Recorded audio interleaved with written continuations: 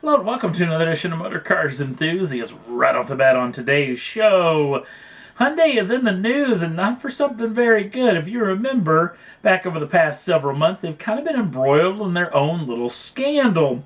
Back from 2011 to 2013, they were actually fudging their fuel economy numbers on the window stickers of their machine, upwards of 1 to 2 miles to the gallon, depending on the machine. Well, once they got caught, obviously they've settled up with their dealer network and also with all the folks that have bought those vehicles. Upwards of 900,000 vehicles were involved in this particular situation. But they've just recently settled up with government entities, including 33 states, along with Washington, D.C. And they settled up for the price of $41 million. Now, this honestly is a good thing. Hyundai's getting this out of the way, and they can get back to doing what they've been doing lately, which is building some pretty fantastic machines. So, nothing but the best I'm hoping for the folks over at Hyundai in the future. Next up on the list, Volkswagen is in the news. Actually, we're just a little over 20 days away from the LA Motor Show, but Volkswagen couldn't wait showing off what we rumored was going to be called the Atlas, and that's exactly what this machine is going to be called. The new Volkswagen Atlas is built on their MQB platform, and this is going to be the largest Volkswagen sold in the United States ever. The vehicle will be powered by a 2-liter turbocharged 4-cylinder making 238 horsepower, or you can bump up to the 3.6-liter VR6 making 280 horsepower. That particular machine can be done in all-wheel drive form. Brand new interior front to back, obviously, as this is an all-new vehicle. Seats up to 7 passengers and gets a lot of the things that you would really expect out of these machines, including blind spot detection, also adaptive cruise control, and autonomous emergency braking. No word on pricing or availability, but the LA Motor Show is a little under a month away, so we'll know some more coming that time. Next up on the list, Mini's showing off this brand new machine, which a lot of people on the old internets are making fun that is no longer really a Mini, as this thing is 30% bigger than any other Mini that's ever been done. And it's got a quite large name as well. This is the Mini Cooper SE Countryman All-4. Now the name gives a little bit away. This vehicle will be all-wheel drive, but we're going to focus on, for the first time ever for the Mini group, of actually having a plug-in hybrid. This particular vehicle comes with a 1.5-liter 3-cylinder engine making 134 horsepower. That is linked up with a 7.6 kilowatt-hour lithium-ion battery and electric engine combo, totaling up at 224 horsepower.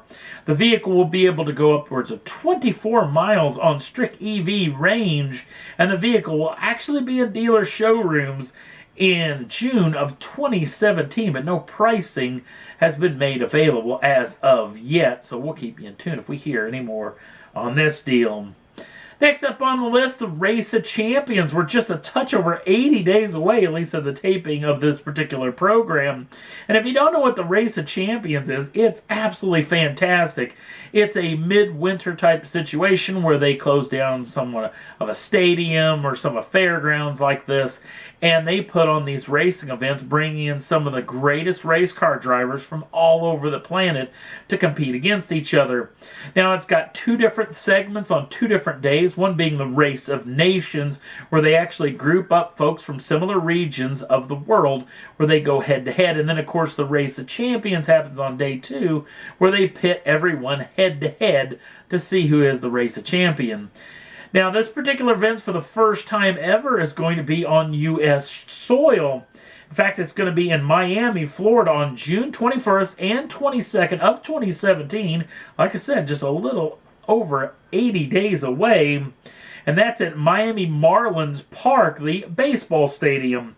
And the lineup of people who have already said yes to coming to this event is a who's who of racing drivers, including Kurt Busch, Ryan Hunter-Reay, Tony Kanaan, Tony Christensen, Felipe Massa, Juan Pablo Montoya, Travis Pastrana, Petter Solberg, and Sebastian Vettel. Yes, we got everything from extreme sports to NASCAR to rallying to Formula One.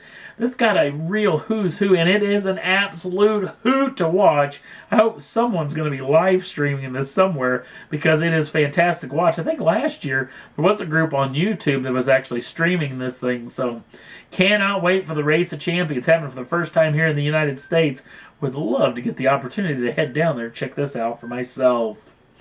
Next up on the list, this may be a picture that confuses a lot of you folks, but it also may be a picture where you stare at it and think, holy cow, I forgot all about this. Yes, this is the front end of the vehicle, the Knight Industries 2000, aka from the show Knight Rider.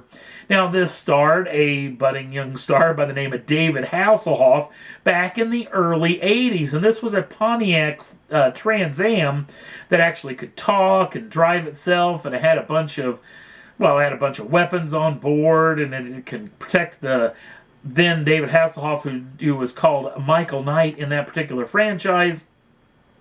And he was kind of a swashbuckling crime fighter that swooped in to try to save the day. And he had a couple of people that were helping him out and everything. So it was a pretty campy automotive style program, like there was a lot of them back in the early 80s. And since then, and especially in the past about 16, 17 years, there's been 4 different reboots of this particular group, including one being a Dodge Stealth, another one using a Ford Mustang GT500. But again, this franchise is coming back for a 5th go-round, or 6th go-round if you want to include the original one. It's going to have NBC's approval. Also, it's going to be on some sort of streaming situation, which we'll have to wait and see on that particular front, because Variety, who actually broke this particular story, is claiming that only one person has been tied to this program, and it's Justin Lin. Mr. Lin is actually from Fast and Furious. He has done a lot of the directing in some of those films over the past several years. So the guy knows how to do an automotive program, but can he make a reboot of this that will actually last a little bit more than some of those other iterations? It is pretty bizarre that here we are, gosh darn, almost 30 years later, still talking about the old Knight Rider franchise, as there really is no new ideas in Hollywood as we speak. So, but it's going to be interesting. I guarantee I'm going to try to check this out as well. And that's all there was that I thought was worth talking about for this edition of Motor Cars Enthusiast. Don't forget to like us over on the Facebook page. The link's down in the show notes. Also, if you'd like to subscribe to the channel, you can do so at any time and get the first dibs on the brand new shows as soon as they come out. Thanks for watching. We'll see you again real soon.